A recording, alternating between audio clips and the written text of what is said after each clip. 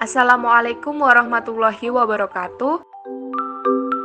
Kami dari kelompok 11 Kapita Selekta Pendidikan kelas G yang beranggotakan Rizka Nurhaliza Mahmud, Rizky Hana Anissa, dan M. Ilham Taufiki akan menjelaskan tentang pluralisme, konflik, dan pendidikan agama di Indonesia.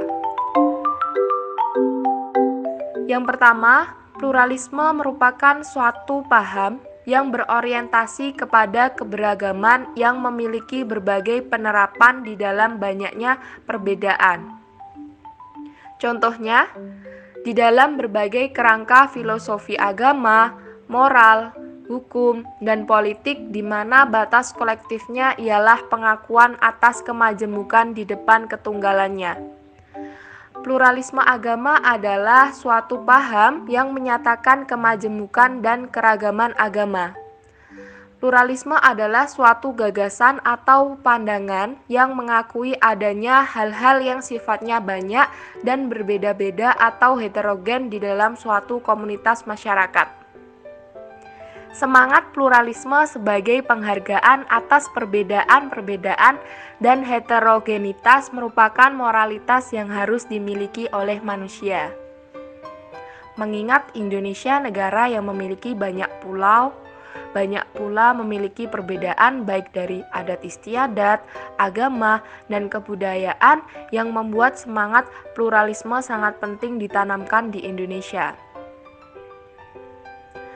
Pluralisme sebagai sebuah sikap mengakui adanya perbedaan-perbedaan harus diterapkan agar dapat bersikap inklusif di dalam keberagaman. Pandangan Islam terhadap pluralisme yaitu, sebagai agama samawi, Islam memiliki pandangan tersendiri dalam menyikapi pluralisme dan pluralitas. Pengakuan Islam terhadap adanya pluralitas itu dapat dielaborasi ke dalam dua perspektif. Yang pertama, teologis, dan kedua, sosiologis.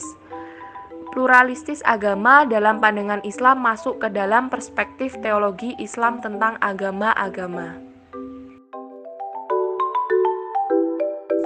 Selanjutnya yaitu konflik agama. Konflik agama dapat terjadi karena perbedaan konsep ataupun praktek yang dijalankan oleh pemeluk agama melenceng dari ketentuan-ketentuan yang telah ditetapkan oleh syariat agama. Dari situlah awal mula terjadinya konflik. Beberapa kasus yang diikuti oleh upaya saling serang, saling membunuh, dan membakar tempat ibadah.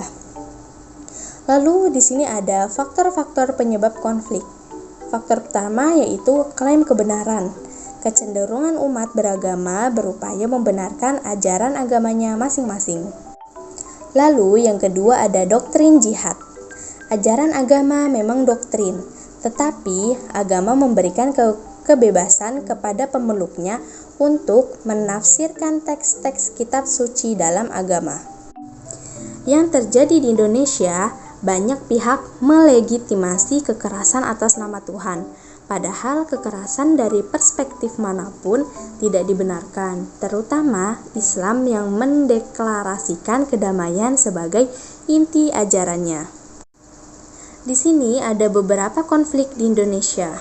Yang pertama yaitu kasus pembongkaran gereja di Aceh, lalu ada kasus Poso di Ambon, lalu ada kasus Sunni Syiah di Jawa Timur, kasus pembangunan GKI di Bogor, dan kasus pembangunan menara masjid di Papua. Yang selanjutnya yaitu pendidikan agama di Indonesia. Indonesia adalah sebuah negara besar yang memiliki penduduk ratusan juta jiwa. Indonesia juga adalah negara yang mayoritas penduduknya memeluk agama Islam. Menurut sebuah perhitungan manusia Muslim Indonesia, ia adalah jumlah pemeluk agama Islam terbesar di dunia.